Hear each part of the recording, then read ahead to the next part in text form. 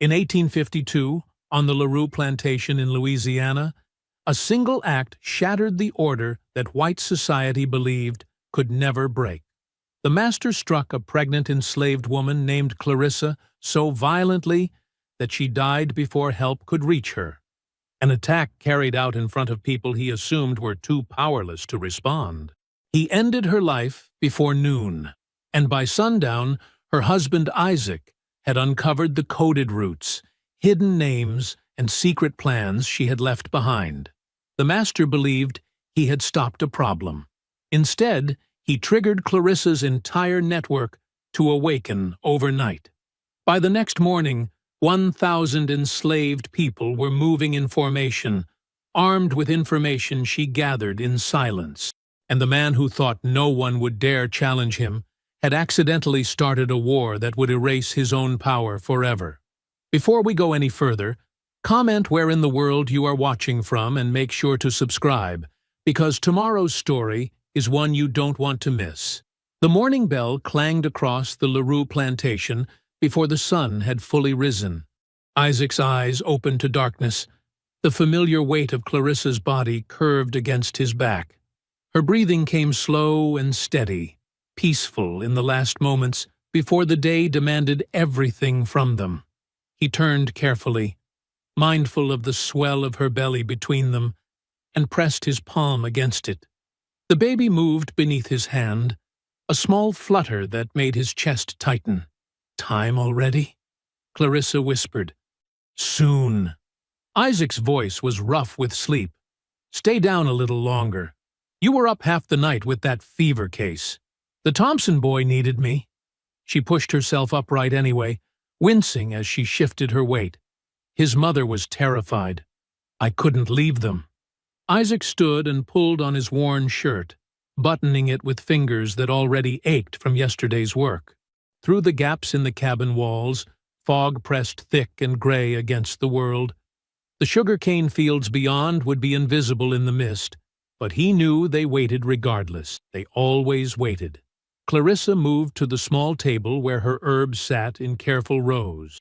Dried leaves tied in bundles, roots wrapped in cloth, small clay jars of powders and tinctures she'd learned to make from her grandmother. She selected several items and placed them in her apron pocket, her movements practiced and efficient, despite her exhaustion. "The boy's fever should break today," she said. "I'll check on him after roll call." Isaac crossed to her and cupped her face in his hands. Her skin felt warm, soft. "You do too much. And you don't do enough?" She smiled, but it didn't reach her eyes. They both knew the truth that lived between them, that every kindness, every act of care in this place was an act of quiet defiance against a system designed to strip away their humanity entirely. The bell rang again, louder this time. Isaac kissed her forehead and stepped out into the fog. The quarters came alive around him, doors creaking open, voices calling to one another in low tones, the shuffle of feet on packed earth.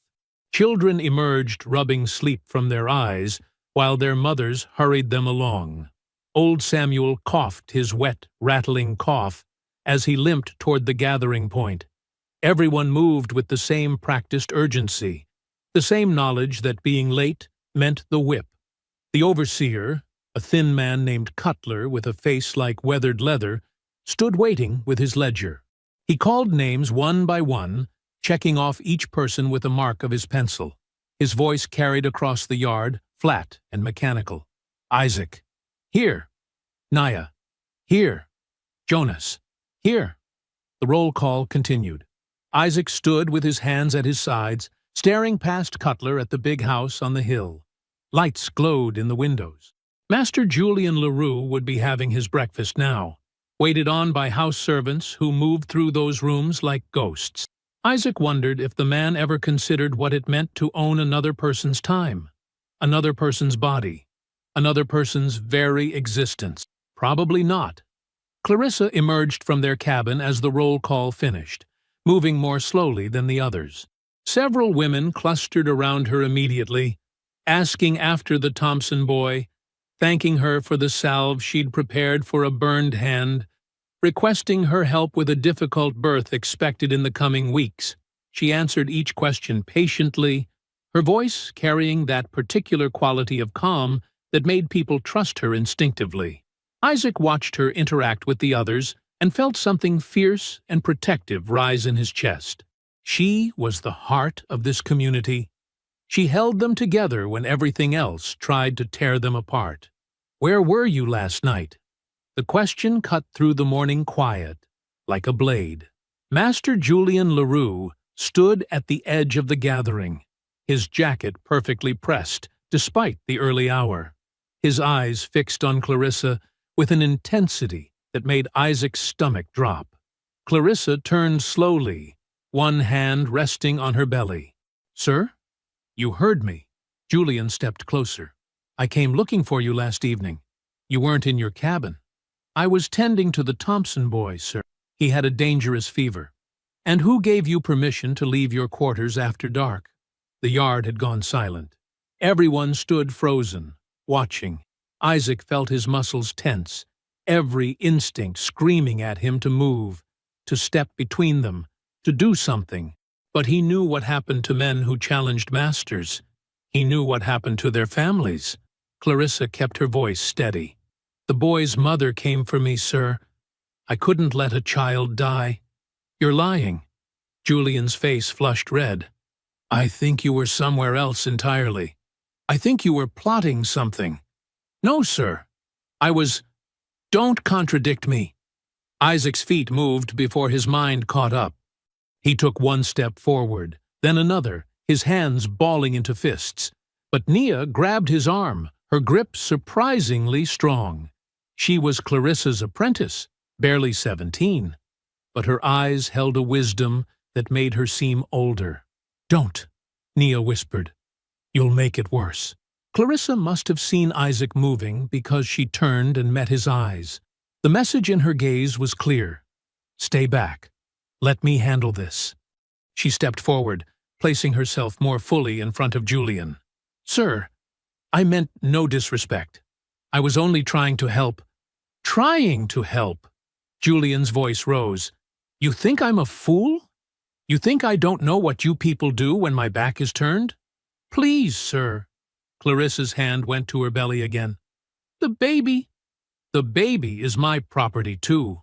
Julian grabbed her arm, his fingers digging into her flesh. "Everything here belongs to me. Every moment of your time, every breath in your body. And when you sneak around at night, you steal from me." "I wasn't sneaking, sir. I was—" Julian's hand flew across her face. The crack echoed across the yard. Clarissa stumbled backward, her hand flying to her cheek. For a moment, the world seemed to stop entirely. Then Julian hit her again and again, his fury unleashing like a storm that had been building for years. She fell to her knees, her arms wrapping protectively around her belly. Isaac roared and lunged forward, but hands grabbed him from all sides. Cutler, two other overseers, men who appeared from nowhere to drag him back. He fought them, screaming Clarissa's name. But there were too many of them. Julian stood over Clarissa's crumpled form, breathing hard. His knuckles were split and bleeding. "Let this be a lesson," he said to the assembled crowd. "Disobedience will not be tolerated." He turned and walked away, his boots leaving clean prints in the damp earth. The overseers released Isaac, and he scrambled forward on his hands and knees. But Nia was already there, cradling Clarissa's head in her lap. Blood ran from Clarissa's nose and mouth. Her eyes stared up at the lightening sky, unseeing. "No," Isaac whispered. "No, no, no." He reached for her hand. It was still warm. Clarissa died as the sun burned away the morning fog. Nia held her while Isaac knelt nearby, forbidden from touching her by Cutler's threatening presence. The other enslaved workers stood in a loose circle, bearing witness to what had happened, what kept happening, what would always happen in this place built on broken bodies. They buried her that evening behind the quarters, in the small plot where others had been laid to rest. There were no proper markers, no headstones, just wooden crosses and stones to mark the places where people had once existed. Isaac dug the grave himself, refusing help. Each shovelful of earth felt like a piece of his heart being carved away. When the hole was deep enough, they wrapped Clarissa in a clean cloth, the best they could offer, and lowered her down. Someone sang a hymn in a voice that cracked with grief. Someone else prayed. Isaac couldn't hear the words over the roaring in his ears. When the others finally drifted away, he stayed. The night air grew cool against his skin. Stars emerged overhead, distant and indifferent. Isaac knelt beside the fresh-turned earth and pressed his palms against it, feeling the dampness seep through his fingers. "I'm sorry," he whispered. "I should have protected you. I should have done something." But what could he have done?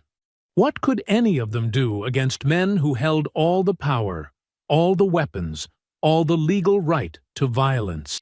His hand brushed against something in the dirt. A small cloth pouch, tucked into the folds of Clarissa's burial shroud. He pulled it free with trembling fingers, his heart hammering against his ribs. She had meant for him to find this. With shaking hands, Isaac opened the pouch and looked inside. Isaac's fingers trembled as he drew out the contents of the pouch one by one.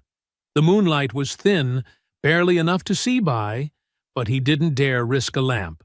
He pressed himself against the back wall of the storage shed, hidden in shadow, and spread the items across his lap. Papers, several of them, covered in symbols that looked like nothing he'd seen before. Not words exactly, but marks arranged in patterns, circles with lines through them, triangles pointing in different directions, crosses of varying sizes. Between the symbols were sketches, crude but clear enough. Buildings he recognized. The LaRue plantation, yes, but also the Morrison place, 3 miles east. The Beaumont estate to the north. The old Duchamp property where the cotton grew tall and thick. His breath caught in his chest. There were names, too, written in Clarissa's careful hand. People he knew. Samuel from the Morrison plantation, who sometimes came through selling vegetables. Rebecca from Beaumont's, who had kin in the LaRue quarters. Others he didn't recognize, but each name had a symbol beside it. The same symbols that appeared on the sketches. Isaac's hands shook harder.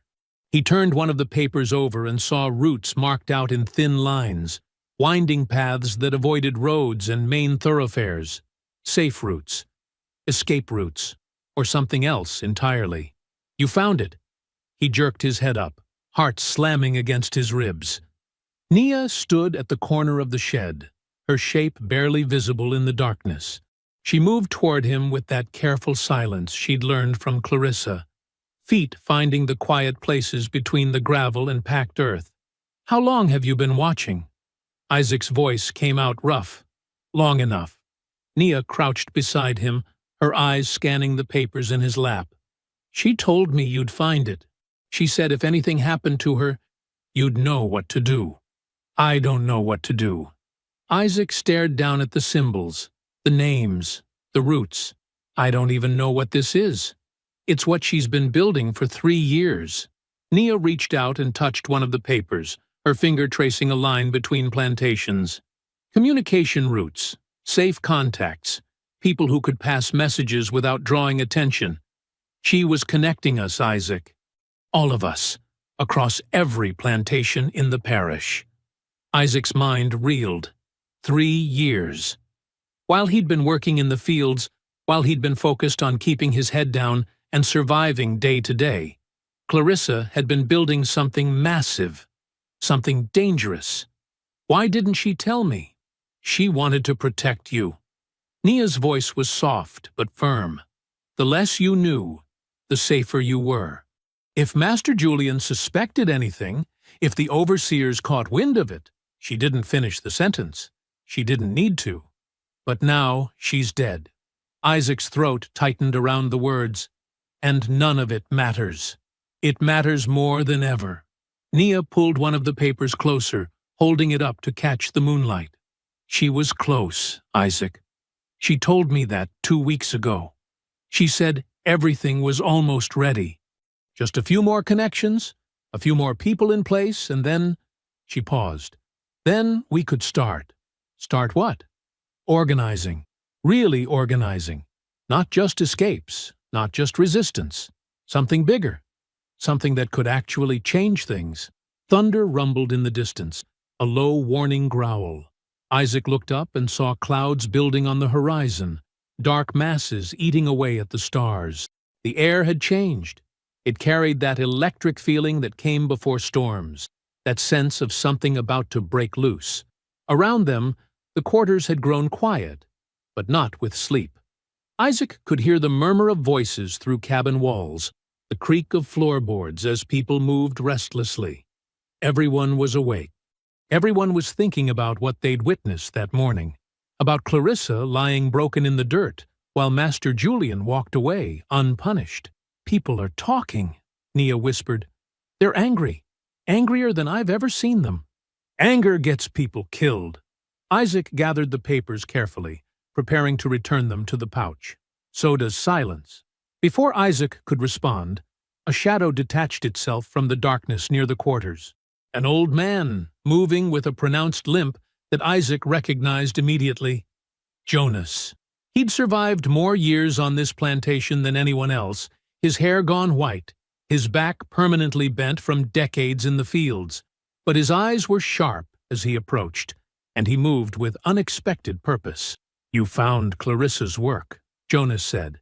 It wasn't a question. Isaac nodded slowly, unsure how much to reveal. Jonas reached into his shirt and pulled out a folded piece of cloth. "Then you'll want to see this." He knelt with difficulty, his joints popping, and spread the cloth on the ground between them. It was old, stained with age and water damage, but the marks on it were still visible. A map, hand-drawn, showing terrain that Isaac recognized, the river to the east, the old cypress swamp to the south, the roads that connected the plantations, but there were other marks too. Symbols that looked remarkably similar to the ones on Clarissa's papers. 1811, Jonas said quietly. "I was young then, strong. We had codes, meeting places, routes worked out between a dozen plantations. We thought we could take the city. We thought we could take our freedom." His voice grew distant. "We were wrong. Too many died. I've carried this map for 40 years, waiting to see if anyone would try again." Isaac stared at the ancient map, then at Clarissa's papers, then at Jonas's weathered face. "She knew about 1811? I told her, 2 years ago, when I got sick and thought I was dying. Told her everything I remembered. She made me show her the map. Explain the codes." Jonas smiled, but it was sad. "She said the mistake we made was acting too fast, without enough preparation. She said next time, it needed to be organized, careful, connected." "Next time," Isaac repeated. "She was building toward next time." Jonas looked up at the sky as thunder rolled again, closer now. "And maybe next time is here." Lightning split the darkness, brilliant and sudden. For one frozen moment, the entire plantation was visible in stark white clarity. The big house on the hill, the long rows of cabins, the fields stretching away into shadow, the barns standing like dark monuments. Then the thunder hit, so loud it shook the ground beneath them. Another flash, another crack of sound that seemed to split the world open. Then, screaming. Isaac's head snapped toward the sound. On the far side of the plantation, near the main road, flames were rising. The barn, the huge structure where Master Julian stored equipment, grain, valuable supplies, was burning. Lightning had struck it directly, and now fire climbed the walls, eating through dry wood with terrifying speed. Overseers poured from their quarters, shouting orders. Bells rang frantically. People ran in all directions, some toward the fire, others toward the big house to protect it from spreading flames. Chaos, pure chaos. Isaac stood slowly, his eyes fixed on the growing inferno. Nia rose beside him, and Jonas pulled himself upright with visible effort. All three of them watched as the plantation's careful order dissolved into panic. She knew, Nia breathed. Clarissa studied weather patterns. She marked them on one of her papers. She knew storms were coming this week. Isaac looked down at the maps in his hands, at the symbols and routes and names, at 3 years of careful planning, at 40 years of waiting. He looked at the fire consuming the barn while overseers scattered like ants from a kicked hill. An opportunity. The sky was the color of old bruises when Isaac finally stopped moving. His hands were black with soot, his lungs raw from breathing smoke all night. Around him, other people stumbled through the gray light, their faces hollow with exhaustion. The barn still smoldered, sending up thin columns of smoke that twisted into the dawn air like wraiths. Master Julian Leroux stood near the ruins, his face purple with rage.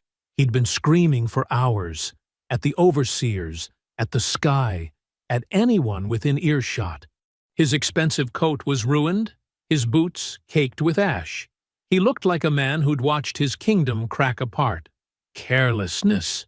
His voice cut through the morning quiet. Negligence. Someone left a lantern burning. Someone was smoking near the hay. I will not tolerate this destruction of my property. Isaac kept his head down, moving past with a water bucket he no longer needed. The fire was out. The barn was gone. But Master Julian needed someone to blame, and blame always rolled downhill onto the backs of people who couldn't defend themselves. Every one of you is suspect. Master Julian's eyes swept across the exhausted crowd. Every single one. You think I don't know how you people think? You think I don't understand rebellion when I see it? A murmur rippled through the gathered enslaved people. Dangerous talk. The kind that preceded beatings, or worse. Isaac found Nia near the well, her dress torn and filthy. She met his eyes briefly, then looked away. Too much attention would draw notice. They had to remain separate, unremarkable, until the moment came. If the moment came. Jonas sat on an overturned crate nearby, breathing hard. The old man had worked through the night alongside everyone else, and it showed. His hands trembled as he wiped his face with a rag. "Get back to the quarters," one of the overseers shouted. "All of you! You've got an hour before fieldwork starts." People began shuffling away, too tired to do anything but obey. Isaac moved with the crowd, keeping Nia and Jonas in his peripheral vision. They needed to talk. They needed to figure out what came next, but not here. Not with overseers watching. He was almost to the quarters when small fingers tugged at his sleeve. Samuel, the Morrison plantation boy, who sometimes came through with vegetable deliveries. But he shouldn't be here this early. Shouldn't be here at all, unless— "I got to tell you something." Samuel's voice was barely a whisper. His eyes were wide with fear. Isaac glanced around, then pulled the boy into the shadow between two cabins. "What are you doing here?" "Making a delivery. Master Morrison sent greens for Master Leroux's kitchen." Samuel's words came fast, tumbling over each other. "But I heard them talking. Master Leroux and the overseer. They were in the storage house, and I was right outside bringing in the baskets, and they didn't know I could hear." Isaac's heart began to pound harder. "What did they say?" "They're selling people. Today. This morning." Samuel's voice cracked. "Master Leroux said he needs the money to rebuild the barn. He said he's selling you first. You and that woman Nia, and some others. There's a trader coming at noon." The world tilted sideways. Isaac grabbed the cabin wall to steady himself. "Noon. 6 hours away. Are you sure?" "I'm sure. He said your names. He said you'd bring good prices because you're strong and young. He said—" Samuel swallowed hard. "He said that pregnant woman who died was probably trying to escape, and he should have sold both of you months ago." Heat flooded through Isaac's chest. Clarissa. They were talking about Clarissa like she was livestock, like her death was an inconvenience rather than a murder. "Go." Isaac forced the word out. "Get back to your cart before someone notices you're gone." Samuel nodded and disappeared into the early light. Isaac stood there, breathing hard, trying to think through the exhaustion and rage. Sold, separated, shipped away from everything and everyone he knew, away from Clarissa's grave, away from the plans she'd spent years building, away from any chance of making her death mean something. He couldn't let that happen. He found Nia at the well again, filling a bucket. Jonas was still nearby, moving slowly toward his cabin. Isaac approached casually, as if he was just another tired person getting water. "Behind the barn," he murmured as he passed Nia. 10 minutes. She nodded once, almost imperceptibly. Isaac made the same pass near Jonas, delivering the same message. The old man's eyes sharpened, fatigue falling away for a moment. 10 minutes felt like hours. Isaac went to his cabin, washed his face, changed into a cleaner shirt. Normal movements, nothing suspicious. His mind raced the entire time. When he finally circled back to the barn's ruins, 5 people were already waiting in the shadow of the collapsed wall. Nia, Jonas, 3 field hands he knew from Clarissa's list. Marcus, who worked the mill. Ruth, who helped in the big house kitchen. And Thomas, who tended the horses. They all looked at Isaac with questions in their eyes. "Master LaRue is selling people today," Isaac said quietly. "Me and Nia for certain. Maybe others. The trader comes at noon." Ruth's hand went to her mouth. Marcus cursed under his breath. "Then we're out of time." Nia's voice was steady, but Isaac could hear the tremor beneath. Everything Clarissa planned. It was supposed to happen in 2 weeks. She had 14 more days of preparation scheduled. "What kind of preparation?" Thomas asked. Nia pulled a folded paper from inside her dress. Even in the dim light, Isaac could see Clarissa's handwriting. "Final weapon caches. Last messenger runs to the outer plantations. Confirmation that everyone was ready to move together." She looked up. "We're not ready. Half the network doesn't know we're about to act. We don't have a choice." Jonas's voice was rough but firm. "I've seen this before. In 1811, we waited too long, tried to get everything perfect. The moment passed. We lost. But if we move too soon," Ruth started. "We die anyway," Marcus interrupted. "You think Master LaRue is just selling Isaac and Nia? After last night? After that barn? He's scared. Scared men get vicious. He'll sell half of us off, beat the rest into submission, and lock down this plantation so tight we'll never get another chance." Silence settled over the group. In the distance, the morning bell was ringing. Fieldwork would start soon. Life would try to return to its brutal routine, pretending last night hadn't happened, pretending Clarissa hadn't died, pretending everything was normal. But nothing was normal anymore. Isaac thought of the pouch hidden under his cabin floor. 3 years of Clarissa's work. Maps and names and routes. A network spanning plantations across the parish. It wasn't complete, wasn't perfect, but it was there. She'd built it for them. For this moment, whether it came in 2 weeks or 2 hours. "Clarissa's dream doesn't die," Isaac heard himself say. The words came from somewhere deep, somewhere that had been broken when she died, but was now reforming into something harder. Not today. Not ever. Nia met his eyes. Slowly she nodded. Jonas straightened his bent back as much as he could. "Then we move now." "How?" Ruth's voice shook. "We're not ready. We don't have enough people. We start with the signals," Isaac said. "The ones Clarissa taught me. Simple gestures visible from a distance. We light the torches in sequence, just like she planned. The other plantations will see them. They'll know it's time." Thomas nodded slowly. "Morrison's place will see it. Beaumont's, too. They've been watching for the signal for months. Then they'll be with us." Marcus's jaw tightened. "Even if we're not perfect, even if we're scared, we're together." The sun was rising now, painting the destroyed barn in shades of gold and orange. Isaac watched the light spread across the fields, across the quarters, across the land that had drunk so much blood and sweat and tears. He stepped to the edge of the barn's shadow where the light touched the ground.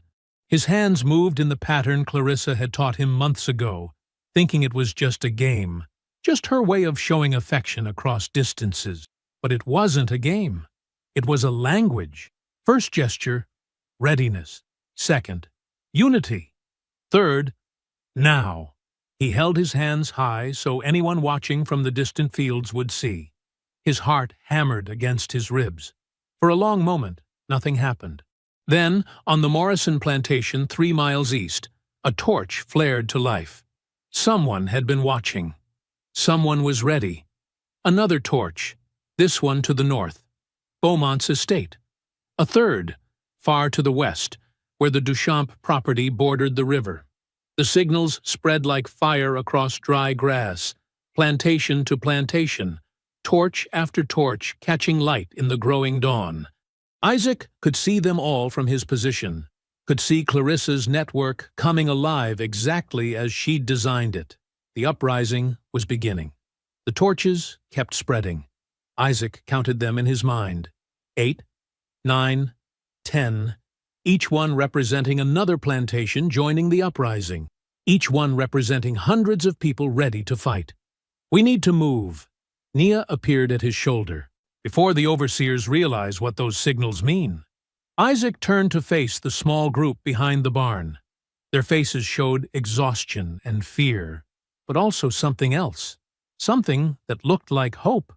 "Thomas, Marcus, you know where the communication lines run?" Thomas nodded.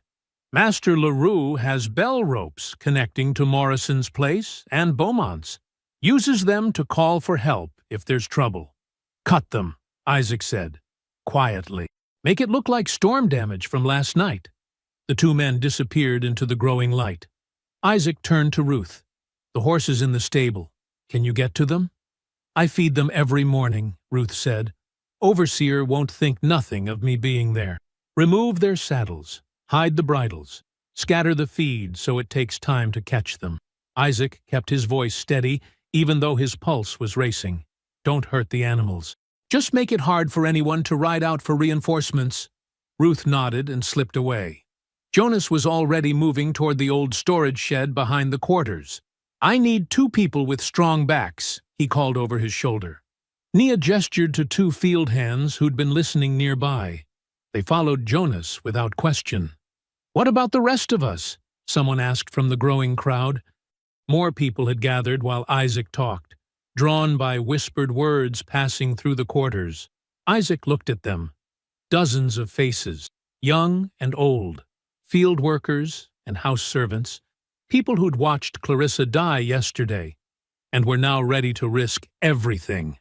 "Spread the word," Isaac said, quietly. "Don't shout. Don't run. Just tell everyone, stay close to the quarters. Stay together. When the bell rings for field work, nobody goes." A murmur ran through the group. Refusing field work meant punishment, meant whipping posts and locked boxes and days without food, but staying meant something different now.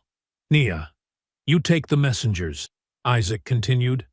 "Use the routes Clarissa mapped. Fast runners only.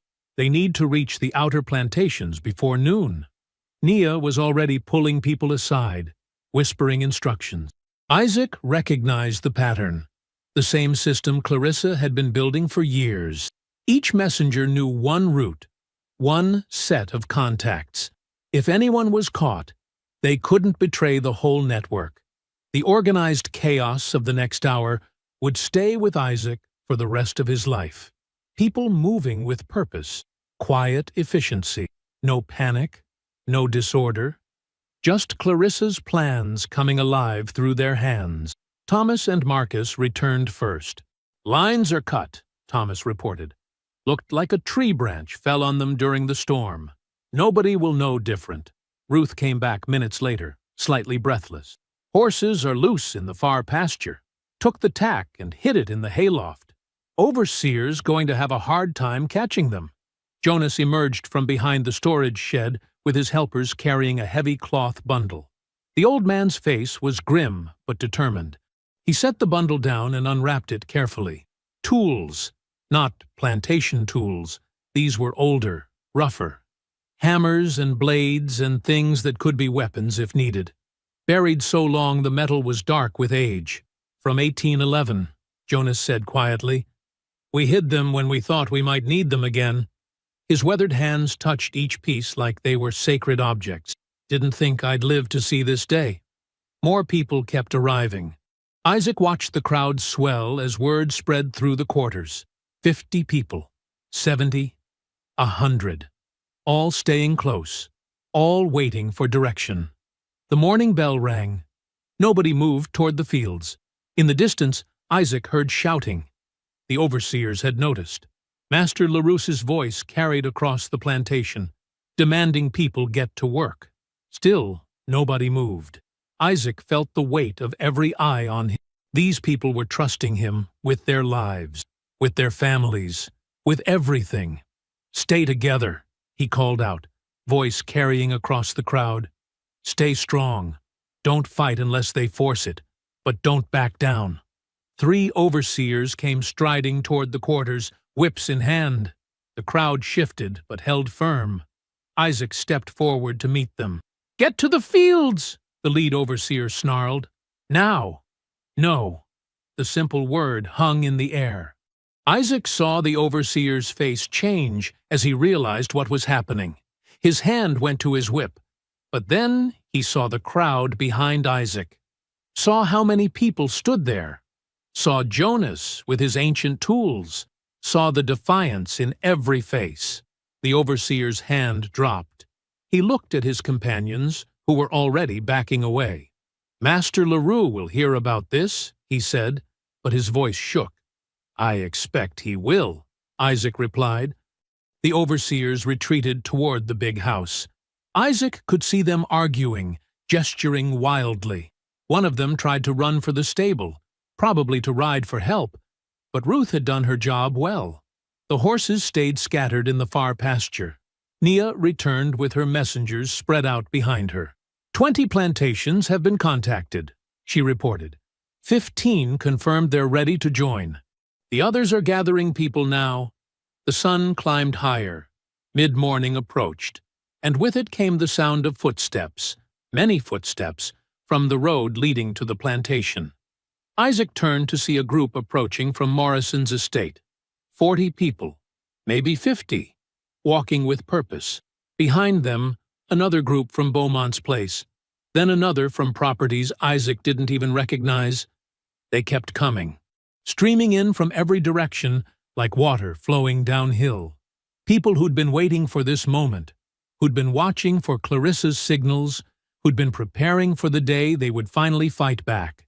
By the time the sun reached its peak, the LaRue plantation quarters held more people than Isaac had ever seen in one place. The crowd stretched from the cabins to the fields, hundreds of souls standing together. Jonas appeared at Isaac's side. Never thought I'd see it, the old man whispered. Never thought it would really happen. Master LaRue emerged from the big house with his remaining overseers. They stared at the massive crowd in obvious shock. One of them raised a rifle, but LaRue pushed it down. Even he could see they were vastly outnumbered. What do you want? LaRue's voice tried for authority, but came out uncertain. Isaac didn't answer. Instead, he walked to the small rise behind the quarters, the place where he could see across multiple plantations. Nia and Jonas followed him. From that vantage point, Isaac could see smoke rising in the distance. Not just 1 or 2 columns, dozens of them, each one marking another plantation where the uprising had begun, each one representing hundreds more people joining the cause. He counted the smoke trails, his heart pounding with something he barely recognized, something that felt dangerously close to hope. Nearly every plantation for miles was burning or rising or both. The network Clarissa had built wasn't just responding. It was exploding into action across the entire region. Isaac stood on that hill and watched the old world start to burn. The groups moved down the river road like a slow flood. Isaac walked near the front, watching hundreds of people stream together from different plantations. They came in clusters, families staying close, field gangs moving as units, house servants clutching bundles of belongings they'd grabbed before fleeing. The sun climbed higher, burning off the morning haze. The road stretched ahead, winding between dense stands of cypress and oak. To the left, the river moved dark and silent. To the right, plantation lands rolled away toward distant smoke columns. "We need order," Nia said, appearing at Isaac's side. "Right now we're just a crowd. Crowds get scattered easy." She was right. Isaac could see people wandering, uncertain where to go or what to do next. Some kept looking back over their shoulders, expecting pursuit. Others argued about which direction was safest. "Gather everyone who came from your plantation," Isaac called out to the nearest groups. "Find people you trust to speak for each estate. We need to talk." It took time. The crowd milled and shifted while word passed through the mass of people. Eventually, representatives from different plantations pushed forward. Isaac recognized some from Clarissa's network, people she'd been communicating with for years. An older woman from Morrison's estate stepped forward first. "Name's Helen. I speak for 63 souls from Morrison's land." A young man raised his hand. "Marcus, 42 from Beaumont's." More names followed, more numbers. Isaac listened to each one, trying to hold the information in his mind. By the time everyone finished, he counted representatives from 11 different plantations. "We need leaders," Helen said bluntly. "People who can make decisions quick when trouble comes." Eyes turned to Isaac. He felt the weight of their expectation like a physical force. "Not just me," Isaac said. "Jonas knows strategy from the old days. Nia knows Clarissa's network better than anyone. We lead together, or not at all." Jonas nodded slowly. 3 heads think better than one, especially when those heads have different knowledge. The representatives agreed. Some looked relieved not to carry the burden alone. Others seemed skeptical but willing to try. "First thing," Nia said, "we need supplies. Can't fight or run on empty stomachs." Someone near the back of the crowd pointed down the road. "Supply wagons come through here twice a week. Thursday mornings, heading toward New Orleans." Isaac looked at the sun's position. Still morning. Still Thursday. "How many guards, usually?" Jonas asked. 2 drivers, maybe 1 armed overseer riding escort. The groups positioned themselves at a bend in the road where trees grew close on both sides. Isaac insisted nobody hide with weapons drawn. "We ask first," he said firmly. "Give them a chance to give up peaceful." Nia's jaw tightened, but she didn't argue. Not yet. They didn't wait long. The creak of wagon wheels carried through the still air before the supply train came into view. 3 wagons, loaded with sacks of cornmeal, barrels of salted meat, and crates of vegetables bound for market. Isaac stepped into the road when the lead wagon rounded the bend. The driver pulled hard on the reins, horses snorting and stamping. "Road's closed," Isaac said calmly. The driver stared at the crowd filling the road behind Isaac. His face went pale. "What is this?" "We need those supplies. You can drive away and tell people what you saw, or you can fight hundreds of people over food that isn't yours to begin with." The armed escort reached for his rifle. Jonas stepped forward with one of his ancient tools held casually. Not threatening, but present. "Think careful," Jonas said. "You're outnumbered bad. Ain't worth dying over someone else's property." The escort looked at the crowd, looked at his rifle, looked at the drivers beside him who were already climbing down from their wagons. "Take it," the escort said finally, lowering his weapon. "Just let us go." Isaac nodded. The 3 men walked back down the road, glancing over their shoulders every few steps. The crowd watched them disappear around the bend. "That was too easy," Nia muttered as people swarmed the wagons. "Next time won't be." Isaac knew she was right. But for now, people were distributing food, and children were eating for the first time since yesterday. Small victories mattered. They pushed farther down the river road as afternoon heat settled over the land. Word reached them about a plantation 5 miles east, where the owners were attempting to flee, planning to take their most valuable enslaved people with them. "We can't let that happen," Helen said. "Those people are chained in wagons right now." Isaac felt the weight of another decision pressing down. Every choice meant risk. Every action invited response. How many guards? Maybe a dozen. The families trying to move quiet and fast. The group moved with surprising speed for such a large number. They spread out through the trees flanking the road, staying hidden while scouts moved ahead to confirm the information. The plantation owner's convoy appeared an hour later. 2 carriages for the white family, 4 wagons for enslaved people bound in chains, and outriders carrying rifles. Isaac stepped into the road again, this time with 100 people at his back. The lead outrider pulled up short. "Move aside. Free those people," Isaac said. "Then you can go." "Their property." "Their people," Isaac interrupted. "And you're surrounded." The outriders looked around, finally seeing the crowd emerging from the trees on both sides. Their rifles wouldn't help against these numbers. One of the owners leaned out of his carriage. "This is theft. You'll hang for this." Nia moved forward before Isaac could respond. "You already stole everything from us. Our lives, our families, our freedom. Now you want to steal more people and call us thieves?" The silence stretched. Finally, the owners nodded to their guards, who unlocked the chains. Families stumbled free from the wagons, many crying, some too shocked to speak. The convoy continued without them. Isaac watched the carriages roll away, knowing this small mercy would be remembered as weakness by some and reported as violence by others. The freed families joined the growing group moving down the river road. By late afternoon, Isaac estimated nearly 1,000 people traveled together. They needed rest, needed shelter, needed to prepare for what came next. Defensive positions went up, where the road narrowed between dense tree cover and the river.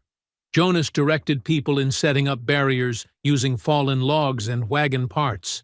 Nothing that would stop a determined force, but enough to provide warning and slow any approach. Scouts returned with troubling news. Militias were gathering in nearby towns, men with rifles and horses, organizing to put down the uprising. "How many?" Isaac asked. 50 in the closest town, maybe more riding in from farther out. They're planning something for tomorrow. The news spread through the camp like cold wind. People who'd been celebrating their freedom suddenly remembered how precarious it was, how easily it could be taken back. As sunset painted the sky orange and purple, Isaac walked through the makeshift camp near a cluster of old oak trees. Families gathered around small fires. People shared food from the seized wagons. Voices rose in conversation and prayer. Near one fire, Isaac saw children playing. They'd been freed from the convoy that afternoon. 2 girls and a boy, maybe 6 or 7 years old. They chased each other between the trees, laughing with pure joy. When was the last time he'd heard children laugh like that? Free and unafraid, at least for this moment? Isaac stood watching them until full darkness fell. Around him, hope flickered in firelight and children's voices. But fear grew too, spreading through whispered conversations about the militias gathering in towns, about what tomorrow would bring. He thought about Clarissa and wondered if she'd known how heavy leadership would feel, how every choice carried the weight of lives, depending on him getting it right. Dawn broke cold and gray over the makeshift camp.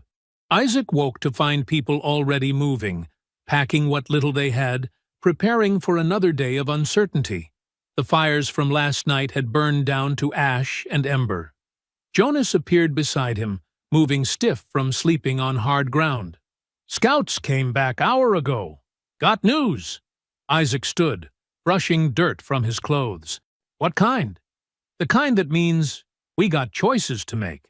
Jonas gestured toward where Nia stood, talking with 3 young men who'd been running reconnaissance through the night. Isaac joined them. The scouts looked exhausted, their clothes torn from moving through underbrush in darkness.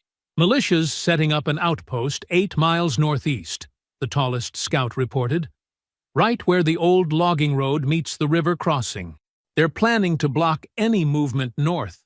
How many? Isaac asked. Maybe 30 men, but that ain't the worst part. The scout's face darkened. They got prisoners, folks they caught trying to flee their plantations yesterday. We counted at least 15 people tied up in a supply wagon. Nia's expression hardened.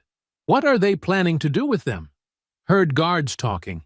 They're gonna hang them at noon today. Make an example so other enslaved people think twice about running. Silence fell over the small group. Isaac felt rage building in his chest, hot and dangerous. 15 people. 15 lives that would end as warnings to others who dared dream of freedom. We have to move north anyway, Helen said, joining the conversation. Can't stay here with militias closing in from 3 directions. Then we go through that outpost, Isaac said. Free those people and take whatever supplies they got. One of the other scouts shook his head. 30 armed men against our numbers, sure. But they got the high ground? That crossing's exposed on all sides. Nia knelt and drew in the dirt with a stick. Not all sides. Clarissa showed me that crossing 2 years ago when we were planning routes. She sketched quickly. The river, the road, the rising ground where the outpost sat. Trees come close on the western approach, thick enough to hide movement, and the river bends sharp just south of the crossing, deep enough a person can wade chest high. Jonas studied her drawing. You're thinking split approach. Hit them from 2 sides while they're watching the road. 3 sides, Nia corrected. Small group crosses upriver, comes down through the water.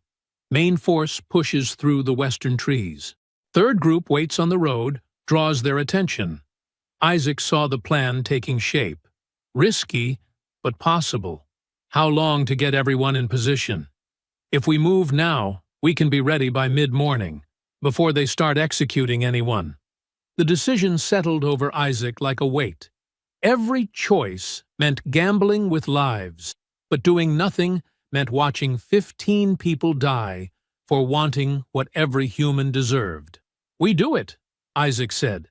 But nobody takes a life unless there's no other way. We're here to free people, not become what we're fighting against. Nia's jaw tightened, but she nodded. The march north began immediately. Nearly 1,000 people moving through wooded country, trying to stay quiet despite their numbers. Scouts ranged ahead, marking the safest paths. As they drew closer to the outpost, Isaac split the group according to Nia's plan. Helen led 200 people through the dense western forest. Marcus took 30 strong swimmers upriver to approach through the water. Isaac remained with the main body on the road, visible and obvious, the bait that would hold the militia's attention. The sun climbed higher. Isaac's group moved slowly, deliberately, making enough noise to be heard. In the distance, he could see the rise where the outpost sat. Men moved around a cluster of tents. The supply wagon with its human cargo sat near the center. A militiaman on horseback rode forward when Isaac's group came into view. He stopped 50 yards away, rifle across his saddle. "That's close enough," the rider called out. "Turn back, or we open fire." Isaac kept walking. Behind him, hundreds followed. "I said stop!" The rider's voice cracked slightly. He was young, Isaac realized. Maybe 20 years old. Scared despite his weapon and his authority. "We're not here for you," Isaac said calmly. "Free those prisoners, and we pass through peaceful." "Can't do that. They're criminals, thieves. They're people who wanted to be free. Same as anyone would want." The rider's hand tightened on his rifle. "I got orders." From the corner of his eye, Isaac saw movement in the western trees. Helen's group getting into position. No sign yet of Marcus and his swimmers, but they'd be coming. "Those orders worth dying for?" Isaac asked. The rider glanced back at the outpost. His companions were gathering, rifles ready, but Isaac could see uncertainty in their formation. They'd expected to intimidate fleeing families, not face an organized force. A shout erupted from the western side of the outpost.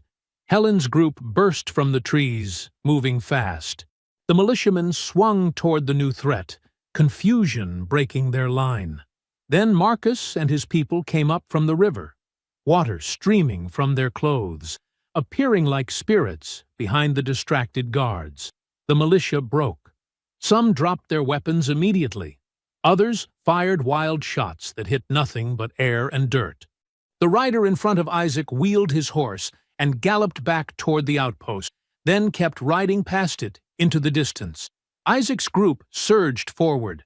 They overwhelmed the remaining militiamen through sheer numbers, pinning them without serious violence. Within minutes, the outpost was secured. Nia reached the supply wagon first, cutting the ropes binding the prisoners. They stumbled free. Men, women, two elderly people who could barely stand. All of them had been beaten. All of them wore the hollow eyes of people who'd accepted death. "You're safe now," Nia told them. "You're with us." The outpost yielded more than Isaac expected. Rifles, ammunition, food supplies, medical equipment, blankets, tools, everything the rebels needed to sustain themselves. Jonas examined the weapons carefully. "This changes things. We got means to defend ourselves proper now." As people distributed the seized supplies, the mood shifted. What started as desperate survival was beginning to feel like something more, like possibility. That evening, the group made camp beside a shallow stream where willows grew thick along the banks. The freed prisoners sat together, still processing their rescue. Children played in the water while adults prepared food. Isaac found himself standing apart from the celebration, looking up at the emerging stars. The sky deepened from blue to purple to black, and points of light appeared one by one. "You're thinking about her." Nia appeared beside him. "Always am," Isaac admitted, "wondering if we're doing this right, if this is what she wanted. She wanted people to be free. That's what we're building." Nia paused. "You promised them a settlement today." "During the planning." Isaac nodded. He'd said it without thinking, but once the words left his mouth, he knew they were true. If we can hold territory, we build something permanent, a place people can come to, where children grow up free. That's a big promise. It's the only promise worth making. They stood together in silence, watching the stars emerge fully. Around them, the sound of celebration continued, voices raised in song, laughter echoing across the water. For the first time since Clarissa died, Isaac felt something beyond grief and rage, a sense of direction, a path forward that honored what she'd started. The stars turned overhead, ancient and indifferent. But down here beside the stream, people who'd been property yesterday celebrated their humanity tonight. Tomorrow would bring new dangers, but tonight, hope felt real. The celebration wound down as midnight approached. Torches burned low, their flames shrinking to weak glows that barely pushed back the darkness. People settled into exhausted sleep, bodies curled against each other for warmth and comfort. The singing faded to murmurs, then silence. Isaac sat with Jonas near one of the dying fires, discussing plans for the next day's march. The old man's weathered face looked peaceful in the flickering light, more relaxed than Isaac had seen him since the uprising began. "We got momentum now," Jonas said. "People starting to believe we can actually win this." "Believing's dangerous if we can't deliver," Isaac replied. "Everything worth doing is dangerous." Jonas poked at the fire with a stick, sending up tiny sparks. "Your wife understood that. She planned knowing she might not live to see freedom. But she planned anyway."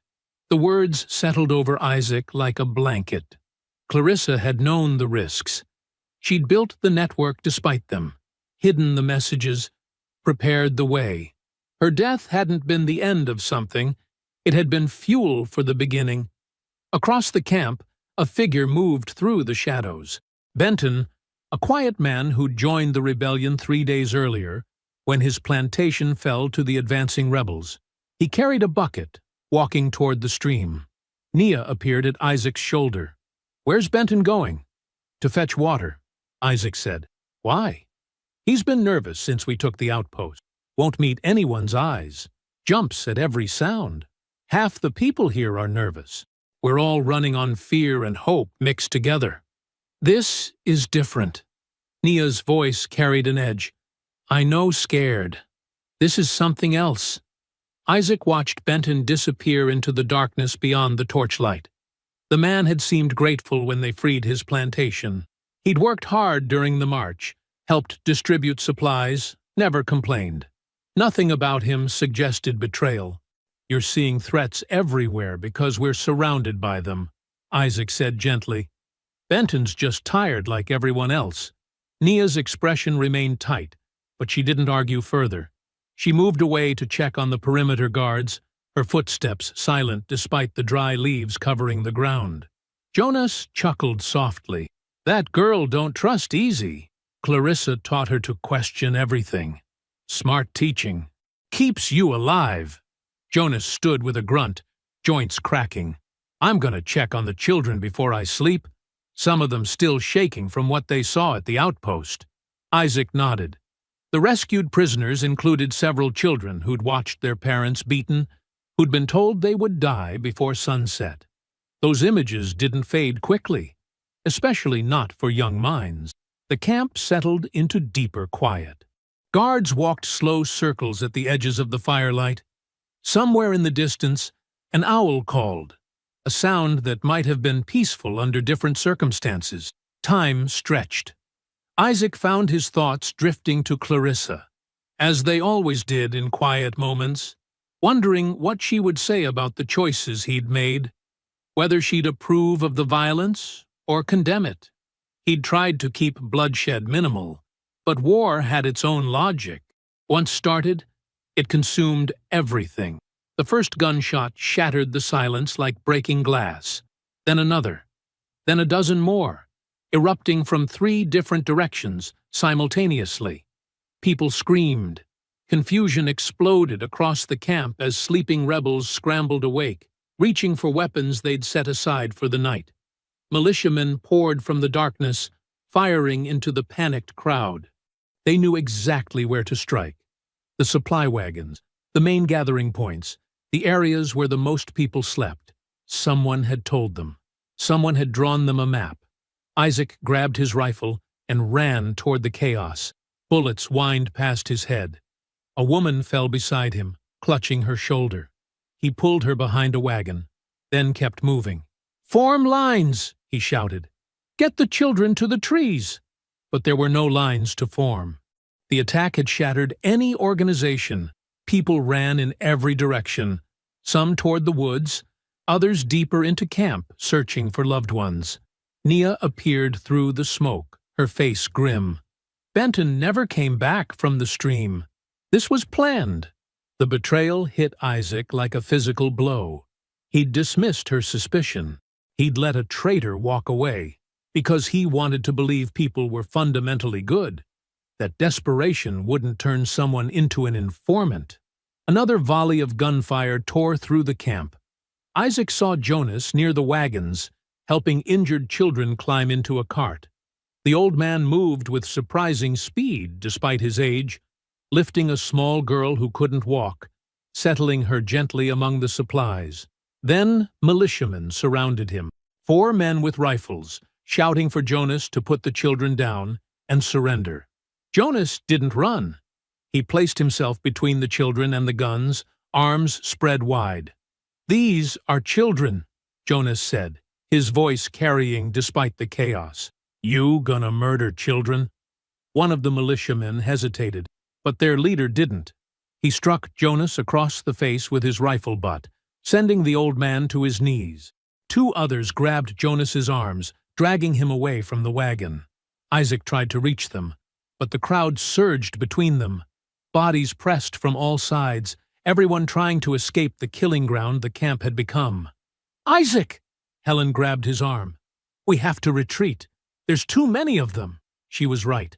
The militias had overwhelming numbers, and the advantage of surprise. Staying meant dying. "Get everyone into the forest," Isaac ordered. "Scatter and regroup at the old oak grove, the one Clarissa marked on the map."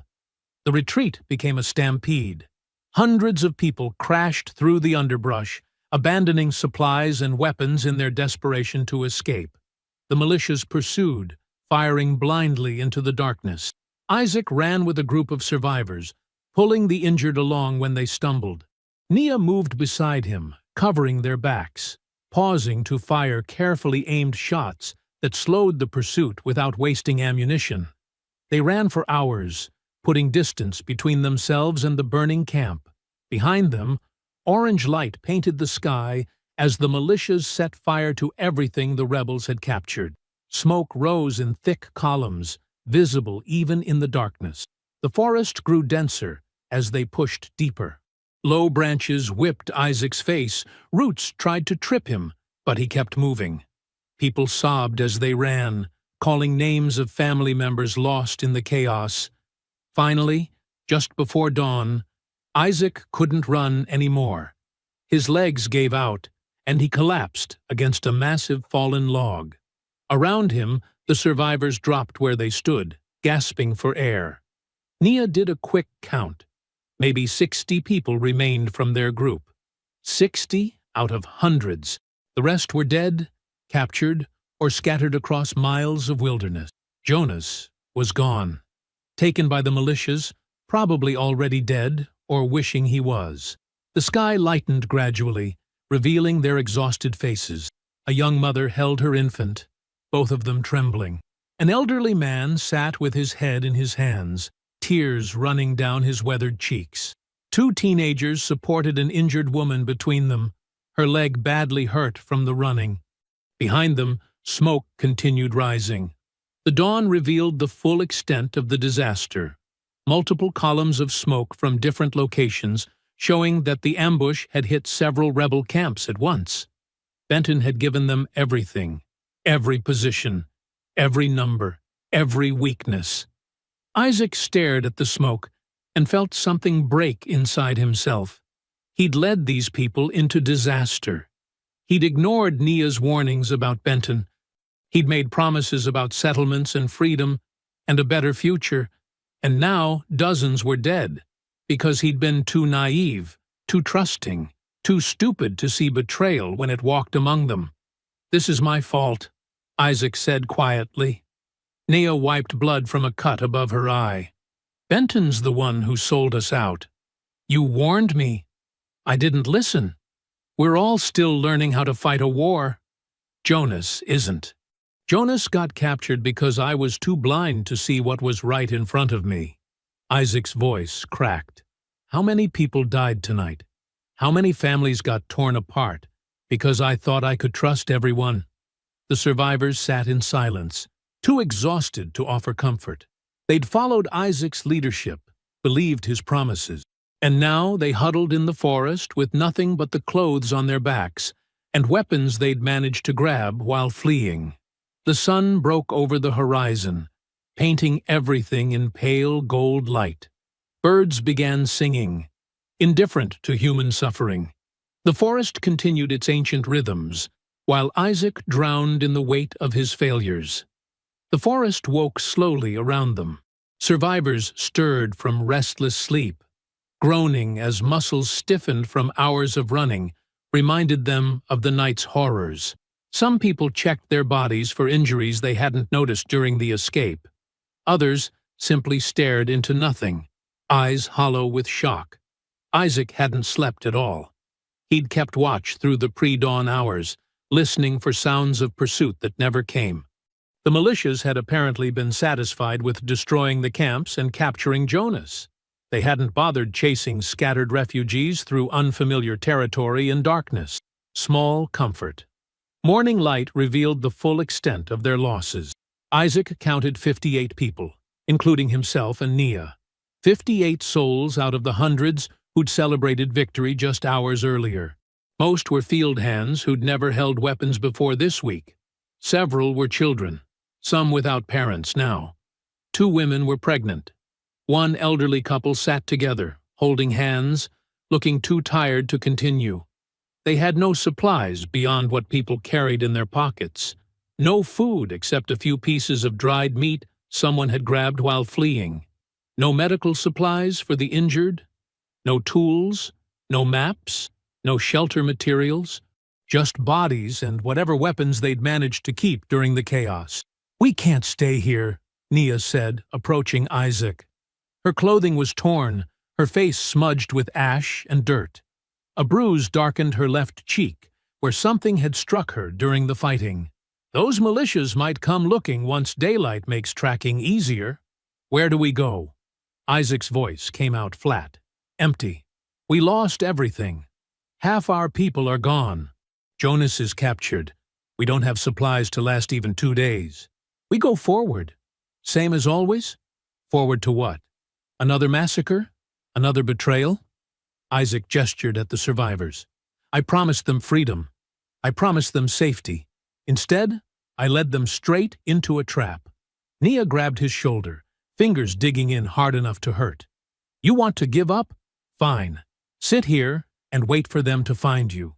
But these people followed you because they believed in what Clarissa started, not because they thought it would be easy. Clarissa's dead because I wasn't there to protect her. Clarissa's dead because Master Leroux was a monster. Don't you dare take credit for his evil." Nia's voice carried steel underneath the exhaustion. She knew the risks. She built this network anyway, and she left insurance for moments exactly like this. Isaac looked at her sharply. "What do you mean?" "Clarissa told me things she didn't tell anyone else. Secrets she kept even from you." Nia pulled a small piece of folded cloth from inside her shirt. "She said if the rebellion ever fell apart, if we ever lost everything and had nowhere to turn, there was one final option." She unfolded the cloth carefully. Inside, written in Clarissa's precise handwriting, were directions and a coded phrase. "Maroons," Nia said quietly. "There's a settlement deep in the marshlands, maybe 3 days' walk from here. Clarissa made contact with them 2 years ago. She sent them medicine when sickness hit their camp. They owe her." Isaac stared at the directions. Clarissa had planned for everything, even total failure, even disaster. She'd built backup plans upon backup plans, networks within networks, insurance policies for the worst possible outcomes. "You really think they'll help us?" Clarissa saved children in their settlement when fever swept through. Their leader promised her a debt. Nia tucked the cloth away. "We have nothing else. No supplies, no safe camps, no friendly plantations nearby. The Maroons are our only chance." Isaac looked at the exhausted people around them. Children with tear-stained faces, women clutching injuries, men staring at the ground, shoulders slumped in defeat. They needed hope, needed a destination, needed something to believe in beyond endless running. "Gather everyone," Isaac said finally. "Tell them we're moving." It took an hour to get the group ready. The injured needed help standing. Parents had to coax frightened children into walking again. The elderly couple required assistance just to rise from where they'd collapsed. Isaac addressed them all, keeping his voice steady despite the guilt churning in his stomach. "We lost people last night. Good people. Jonas, who survived rebellions before any of us were born, got taken trying to save children. Others died fighting. More scattered into the woods, and we don't know if they're alive or dead." People stared at him, waiting for direction, for purpose, for anything to make the losses meaningful. But Clarissa planned for this. She knew rebellion was dangerous. She knew we might face disasters. Isaac gestured toward the marshlands in the distance. "There's a maroon settlement 3 days' walk from here. Free people who've survived in those wetlands for generations. Clarissa helped them once. They promised to help her people if we ever needed refuge." A young mother holding an infant spoke up, voice trembling. "What if they don't want us? What if they turn us away?" "Then we figure out something else," Isaac said. "But right now, staying here means dying. The militias know these woods. They'll send patrols once they finish burning our camps. We need to reach territory they won't follow us into." "The marshes are dangerous," an older man said. "Snakes, sinkholes, diseases. People die in there all the time." "People die in chains, too," Nia said sharply. "At least in the marshes we choose our own risks." The group murmured among themselves, weighing impossible options. Finally, one by one, people nodded. They'd come this far. Turning back meant surrendering to the same system that had stolen their lives. Moving forward meant maybe, possibly, finding actual freedom. They walked in single file, following Nia's directions through increasingly dense forest. The terrain grew wetter as they traveled, solid ground giving way to muddy patches that sucked at their feet. Cypress trees rose around them, roots twisting above dark water like grasping fingers. Isaac stayed near the back of the line, helping those who struggled. A little girl named Sarah kept crying for her mother, who'd been killed in the ambush. Isaac carried her on his shoulders, letting her small hands grip his hair while he navigated the difficult path. "My mama used to sing," Sarah said quietly. "She sang while working in the fields, pretty songs that made the day go faster." "What did she sing about?" "Freedom. She always sang about freedom." Sarah's voice broke. "She said someday we'd all be free and happy. But now she's gone, and I don't feel free at all." Isaac had no answer for that. No words that would make a child's grief lighter or a mother's death meaningful. He just kept walking, kept carrying her small weight, kept pushing forward because stopping meant giving up entirely. The marsh surrounded them by late afternoon. Water stretched in every direction, broken by islands of solid ground and stands of ancient trees. Mist rose from the surface, creating ghostly shapes that moved with the breeze. Strange birds called from hidden perches. Somewhere in the distance, something large splashed in deeper water. They moved carefully, testing each step before committing weight.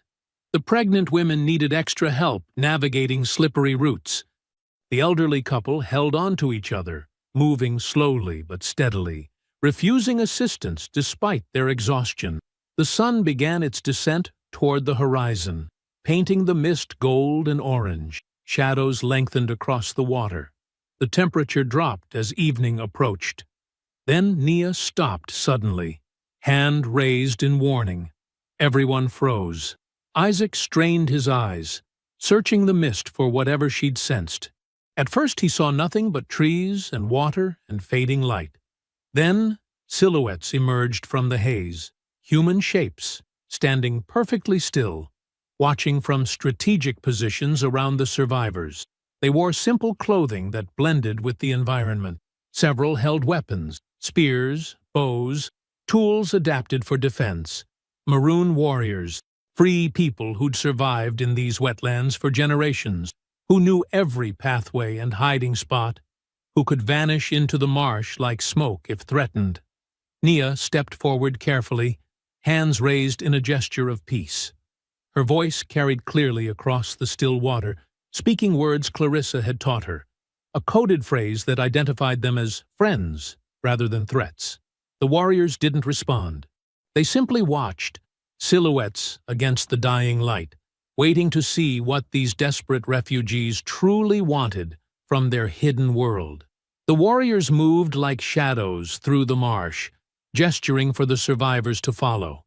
They led the group along paths invisible to untrained eyes, solid strips of ground hidden beneath shallow water, roots that formed natural bridges, roots that twisted between cypress stands in patterns only locals could navigate. Isaac carried Sarah while watching the Maroons work. They communicated through hand signals, moving with absolute confidence through terrain that would swallow strangers whole. Every step they took landed on firm ground. Every turn avoided sinkholes and deep channels. They knew this marsh the way field workers knew cotton rows, intimately, instinctively, perfectly. The hidden settlement appeared gradually as mist parted. Structures built on raised platforms stood above the waterline, constructed from materials that blended completely with the surroundings. Walkways connected the buildings, creating a village that seemed to grow naturally from the wetland itself. Smoke rose from carefully controlled fires. Children played on secure platforms while adults worked at various tasks. This wasn't a temporary camp. This was permanence. This was freedom built to last generations. An elderly woman emerged from the central structure as the group arrived. She carried herself with unmistakable authority, back straight, despite her years, eyes sharp and measuring. Her hair was wrapped in patterned cloth, and her hands bore the calluses of decades of hard work. The warriors deferred to her immediately. "Elder Myra," Naya said, bowing her head respectfully, "we come seeking refuge. Clarissa of the LaRue plantation sent us." The elder's expression shifted at Clarissa's name. Something softened around her eyes, though her posture remained cautious. "Clarissa, the healer? The woman who sent medicine when fever struck our children 3 summers ago?" "Yes. She organized the rebellion that just failed. She died before it began, killed by her master for imagined defiance." Elder Myra was silent for a long moment, studying the exhausted survivors. Finally she nodded. "Clarissa saved 4 children here. We promised her a debt. Come. Your people need food and rest."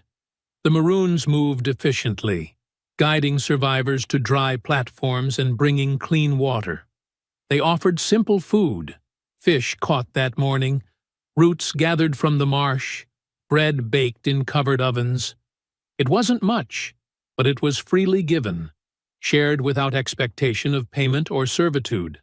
Isaac helped settle people before approaching Elder Myra. She sat outside her dwelling, watching her community absorb the newcomers with practiced ease. This wasn't the first time they'd sheltered refugees. "Thank you for honoring Clarissa's memory," Isaac said. "Clarissa honored us first, treating our sick when no one else would, asking nothing in return." Elder Myra gestured for him to sit. "Tell me what happened. Why does a rebellion come to my marsh in pieces?" Isaac explained everything. Clarissa's death and hidden plans, the initial successes and rapid growth, the peak of hope when they freed prisoners and seized supplies, then Benton's betrayal, the coordinated ambush, Jonas's capture, the complete collapse of everything they'd built. "You blame yourself," Elder Myra said when he finished. "It wasn't a question. I was supposed to lead them to freedom. Instead, I led them to slaughter." Leadership means carrying weight no one else can bear. Clarissa understood that. She built networks knowing she might not live to see them succeed. The elder studied him carefully. "The question is, what you do now. Guilt is useless unless it teaches you something. I don't know what to do. We lost Jonas. We lost most of our supplies and people. The militias are hunting survivors right now. Then we take Jonas back. And we teach those militias why chasing people into the marsh is a fatal mistake." Isaac looked at her sharply. "You'd risk your settlement for us? We're all fighting the same fight, just in different ways. You chose direct confrontation. We chose invisible resistance." Elder Myra stood, gesturing toward the settlement. "But freedom isn't truly safe until everyone is free. If we don't help each other, we all hang separately." Nia joined them then, her strategist's mind already working. "How well do you know the militia's routes? Their camps and patrol patterns? We've watched them for years. They think the marsh is impenetrable, so they never post proper guards on this side." Elder Myra smiled grimly. "They're wrong about the marsh, and they're wrong about us." Over the next day, they planned. Elder Myra's scouts reported militia movements with perfect accuracy. They knew where Jonas was being held, a makeshift prison camp 3 miles north of the marsh's edge, heavily guarded but positioned foolishly close to wetland territory. The Maroons brought out maps drawn from decades of observation. They showed every patrol route, every weak point. every place where solid ground gave way to treacherous water. Nia studied the maps with fierce concentration, her mind piecing together possibilities. "We use the terrain against them," she said, pointing to a series of narrow paths. "Create false trails leading into sinkholes and deep channels. Make them think we're attacking from the east while we actually approach from the south. They'll send reinforcements once the attack starts," Isaac said. "Good. Let them send people into the marsh, where we control everything." Elder Myra traced routes on the map. "We split their forces, disorient them, make them chase shadows, while the real rescue team frees the prisoners." A younger maroon warrior named Marcus spoke up. "We can use the water paths. Militias don't know about the channels that cut through solid-looking ground. We lead them onto those paths, they sink, their weapons get waterlogged, and they panic." "How many people do we need for the rescue team?" Isaac asked. "Small group, maybe 6. Fast, quiet, precise." Nia looked at him. "You, me, Marcus, and 3 others. We move through the marsh while everyone else creates distractions." They spent hours refining details. The Maroons taught swamp tactics, how to move silently through water, how to identify safe paths in darkness, how to use mist and shadows for cover. They showed Isaac and Nia plants that could be crushed and scattered to confuse tracking dogs. They demonstrated calls that sounded like natural marsh birds, but carried coded warnings. Isaac felt purpose returning. Not the blind hope from before, but something more solid. They were building strategy on knowledge, not just desperate courage. They were learning from people who'd survived through intelligence and adaptation, not just luck. As evening approached the second day, final preparations concluded. The rescue team assembled their supplies: minimal weapons, dark clothing, waterproof pouches for anything that couldn't get wet. The distraction teams positioned themselves at strategic points around the militia camp. Night fell thick and heavy over the marshland. Mist rose from the water, creating perfect cover. The rescue team moved into position silently, following Elder Myra's warriors through paths that seemed impossible in the darkness. Isaac paused at the marsh's edge, looking back toward the hidden settlement where children slept safely on raised platforms, where people laughed around controlled fires, where freedom existed as daily reality rather than distant dream. He thought of Clarissa, of her careful plans and patient network building, of her belief that liberation required preparation rather than impulse. She'd built something that survived her death, that grew beyond her original vision, that connected field rebels with marsh warriors in common cause. "Clarissa," he whispered into the darkness, "I won't fail again. Jonas will come home. And everyone who helped destroy what you built will learn what it means to face people with nothing left to lose."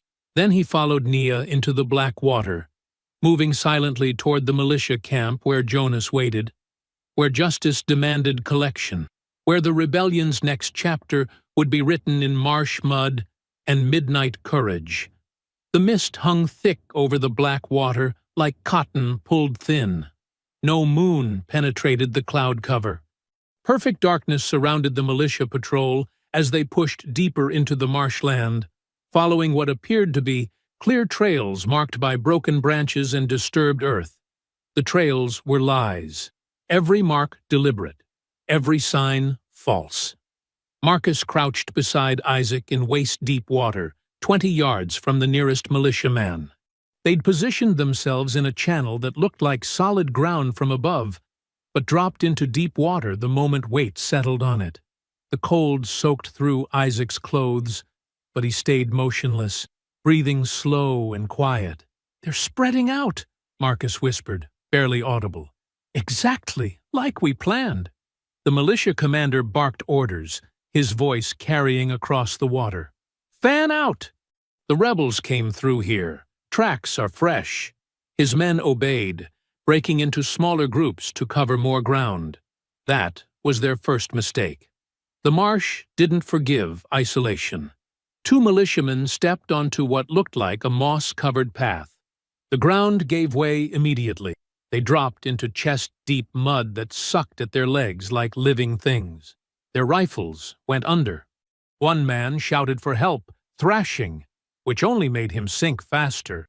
Other militiamen rushed to help and found themselves in similar traps. Solid-looking ground became liquid beneath their boots. Panic spread through their ranks like fire through dry grass. "Pull back," the commander shouted. "Regroup at the entry point." But the entry point had disappeared in the mist. Every direction looked identical in the darkness. Trees became indistinguishable shadows. Water reflected nothing. The marsh swallowed orientation completely. Elder Myra's warriors moved through the chaos like ghosts. They knew every channel and safe path by memory. They appeared behind militiamen, struck quickly with staffs and fists, then vanished before anyone could respond. Nothing lethal, nothing graphic, just enough to create fear and confusion. Isaac heard shouts growing more desperate as militiamen realized they were fighting terrain, not just rebels. Some fired weapons blindly into the mist, hitting nothing but cypress trees and open water. Others abandoned equipment and tried to run, only to sink into hidden pools. "We've got our opening," Nia said beside him. She'd appeared so quietly, Isaac hadn't noticed her approach. The camp is practically unguarded now. Most of their force is drowning in the marsh. The rescue team moved north through paths only the Maroons knew. They traveled through channels that seemed impossible. Narrow cuts between tangled roots, shallow waterways beneath hanging moss, solid ground disguised by standing water. The darkness that confused the militias became the team's ally. The prison camp sat on slightly elevated ground near the marsh's northern edge. Torches burned around a central clearing where prisoners sat, bound and guarded. Isaac counted 5 guards remaining. The rest had gone to reinforce the patrol now trapped in the wetlands. Jonas sat among the prisoners, his shoulders slumped with exhaustion, but his eyes still alert. Isaac's chest tightened, seeing the old man's condition. Bruises marked his face, and he moved stiffly when shifting position. But Jonas was alive. That was what mattered. Nia gestured the team into position. They spread out around the camp's perimeter, moving between shadows with practiced silence. The guards were nervous, clearly aware something had gone wrong with the main militia force. They kept looking toward the marsh, where distant shouts still echoed. Marcus made a sound like a marsh bird calling. The guards turned toward the noise. That moment of distraction was enough. The rescue team struck simultaneously from 3 directions. Isaac moved fast, despite the exhaustion weighing his limbs. He reached the nearest guard and knocked him down with a shoulder blow before the man could raise his rifle. Nearby, Nia disabled another guard with quick strikes Elder Myra had taught them. Precise hits that removed fight without causing permanent damage. The remaining guards scattered. They ran toward the marsh, choosing flight over confrontation. The rescue team let them go. They were only interested in freeing prisoners. Jonas looked up as Isaac cut through his bonds. Recognition and relief flooded the old man's face. "Knew you'd come," Jonas said, voice rough. "Knew Clarissa's boy wouldn't leave me." "Can you walk?" "Can I walk?" "Boy, I survived worse than this in 1811. Let's get these people out." They freed all 12 prisoners quickly. Most were field workers captured during the initial ambush. Some had injuries, but everyone could move. That was essential. Speed mattered more than comfort now. The team led the prisoners south toward the marsh, just as dawn began breaking. Gray light filtered through the mist, revealing the full extent of the militia's disaster. Groups of men sat exhausted on scattered patches of dry ground, their weapons lost or waterlogged, their formations completely broken. Some were still trying to pull comrades from mud traps. Others had given up entirely and were attempting to retreat. Elder Myra emerged from the mist near Isaac's position. She looked satisfied. The ones who can walk are fleeing north.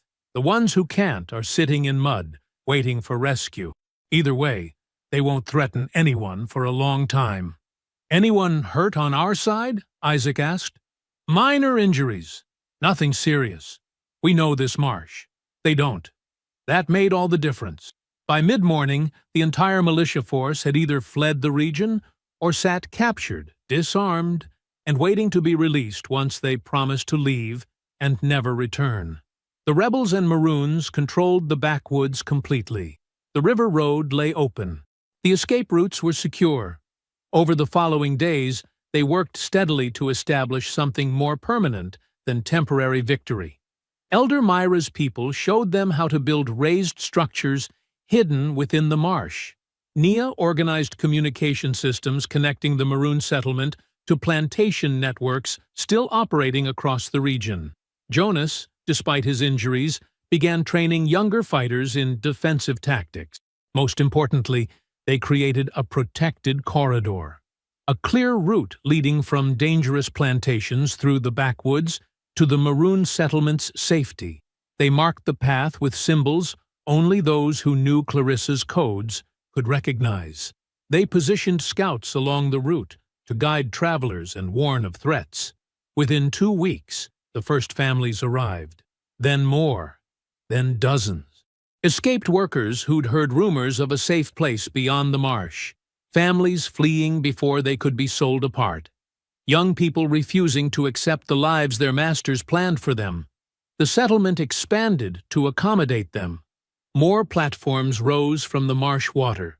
More shelters appeared among the cypress trees. More gardens took root in the rich wetland soil. The hidden village grew into something larger, a true free zone where slavery's reach couldn't penetrate. 3 weeks after the battle, Isaac stood at the entrance to the protected corridor as another family arrived just after sunrise. A young couple with 3 children, exhausted but hopeful, following the coded symbols that promised safety ahead. He helped them onto solid ground and pointed toward the settlement. Follow the raised path. Elder Myra's people will get you food and shelter. You're free now. Truly free. The woman wept. The man just nodded, unable to speak around the emotion choking his throat. The children stared wide-eyed at the marsh that had become their salvation. Nearby, Jonas sat teaching a group of teenagers how to identify safe water paths. His voice carried clearly despite his injuries, patient and steady, passing knowledge to a generation that would protect this freedom for years to come. Nia worked at a central shelter organizing new messages. Clarissa's network hadn't died with her. It had grown stronger, spreading further, connecting more plantations than the original plan ever imagined. Codes flowed through the region carrying hope and practical information about escape routes and safe destinations. Isaac walked to a small clearing where they'd placed a memorial stone. Just simple carved rock marking Clarissa's name and the date she died. Flowers grew around it, some planted deliberately, others appearing naturally as if the marsh itself honored her memory. He knelt and placed fresh wildflowers on the stone. "You built the spark," he whispered. "We built the fire, and it will never go out." I hope you found that story powerful. Leave a like on the video and subscribe so that you do not miss out on the next one. I have hand-picked 2 stories for you that are even more powerful. Have a great day.